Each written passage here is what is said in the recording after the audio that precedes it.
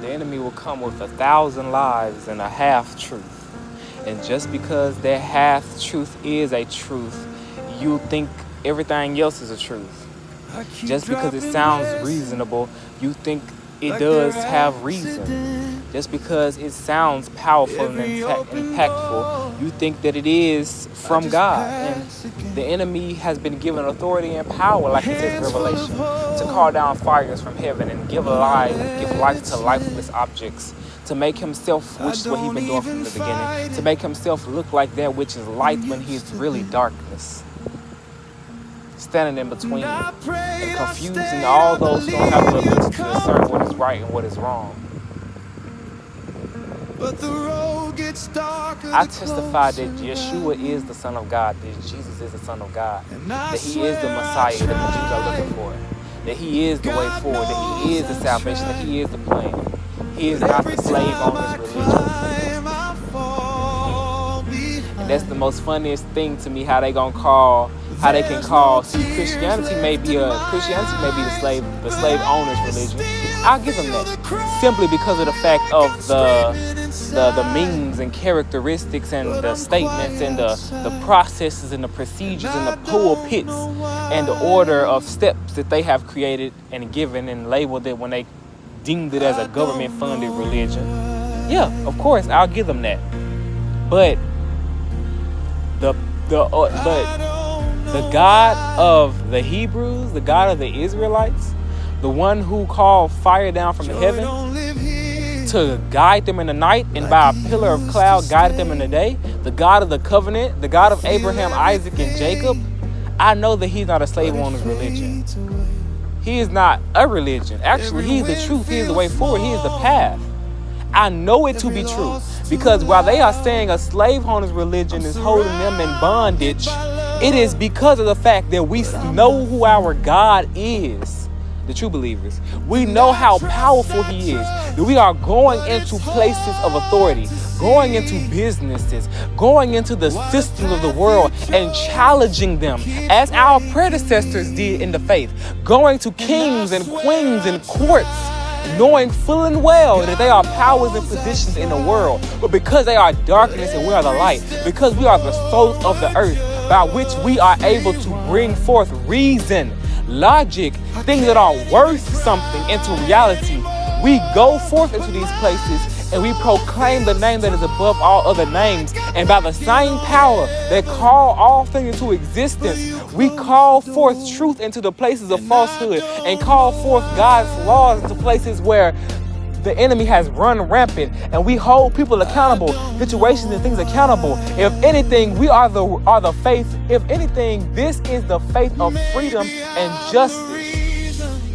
This faith has nothing to do with slavery, nothing to do with anything that the Crusaders had going on, or the transatlantic slave owners had going on, or the conquistadors had going on. Our faith, the true faith, is a faith that is equivalent of submission and overcoming. The perfect balance between obedient servants, priests, and righteous warrior. We are not going out on the sins of our forefathers to convince people on the sins of their forefathers, because they don't resemble us, to convince people to believe. No, we are testifying of the goodness of God to save souls for the purpose of ending the rolling ball that has been rolling in the park of our generation since the beginning of the world, since the fall of the first man and first woman. They say our faith corrupts and limits people's minds, when it is by God's mercy and grace that the fact that the limitation of the human mind can be breached, eternity can be tapped into, and the power of God can seep into our minds to transform us, because the limitations of human's mind is the depths and depravity of the world right now. It is the people who are going crazy. It is the doubt.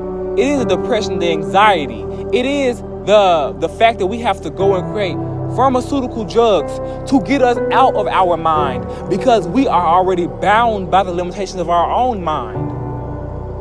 So how is it that a faith that is coming to proclaim a complete and total freedom and transformation by putting you under God, who is freedom and transformation, putting you under freedom and transformation limitation. Because it's telling you to stop doing certain things, to stop going certain places, to stop listening to certain things, to stop partaking of certain things. And it's causing you pain only because these are things that you want to do. That's limitation. Because he's telling you to do these things because he knows that these things are what's causing you pain. And it's causing you pain to separate from what's causing you pain. If anyone's confused, it is you. It is us. We're mad at God for doing what he does. That's the equivalent of a child getting upset at their parent for telling them not to touch the eye when it's hot. And then they go ahead and touch it anyway, out of pure spite and rebellion, only to find out that it's hot, and then get mad at their parent for letting them burn their hands. You're mad of the work of your own hands. You're mad of the product of your own pathways. You're mad of the reward of your own decisions. And you're yelling at God, you're frustrated at God to the point to where you are willing to not only disobey and disbelieve, but go out and teach other people to do the same thing. To spread a false doctrine out of pure spite, anger, and hate, it is a satanic thing to do. Actually, it is what Satan does, because that's what his doctrine is built upon. Bloodshed and hate and spite and idolatry. So not only are you the one who is bound, but you're bound to the arch deceiver, out here doing the complete and total will of your master, unknowingly, because you're blinded by the very things that you think that you have complete authority and power over, by the very sins that you think that you have, that is your freedom. I have to speak on this subject because I guess trying to find your calling is like trying to grab at the wind. It's present everywhere, but you're trying to focus on one specific thing, and that's not sufficient. A calling does not equal a job.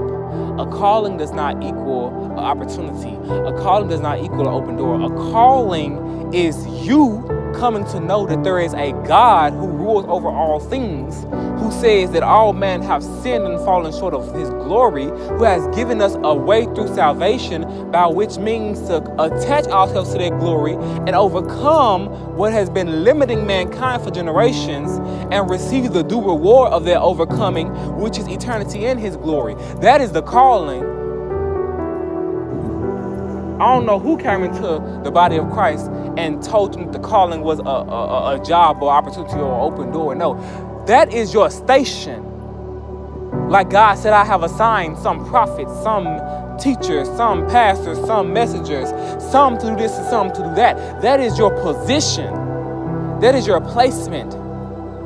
That is your war room. That is your prayer closet. But your calling is simply to acknowledge the fact that there is a God in heaven and on earth, and to submit to the creator of the heavens and the earth through Christ. That is the calling. And everything that comes forth from doing that, that is the power of the Holy Spirit through the calling. But I have to speak on this subject because I find it very satanic for anyone who comes, because Christ said people are going to come in the last days. They're going to, not only are they going to claim to be Christ, but they're going to come with false doctrines and doctrines of demons. And doctrines of demons are always going to bear witness to their master, which is Satan. So if you want to know whether something is a doctrine of Satan, it's going to always come back to the fact that it is rooted in idolatry, in spite, and hate, in the flesh. It's going to always be rooted in these things, because guess who it belongs to? The master of these things, the creator of these things, the owner of these things, the originator of these things. Satan comes to steal, kill, and destroy. It is written. But Satan also comes because when he senses that there is somebody who on earth might be willing to sacrifice. See, in the past, they had to sacrifice their lives. They had to sacrifice into pain, into struggle. That's changed because he's played on that.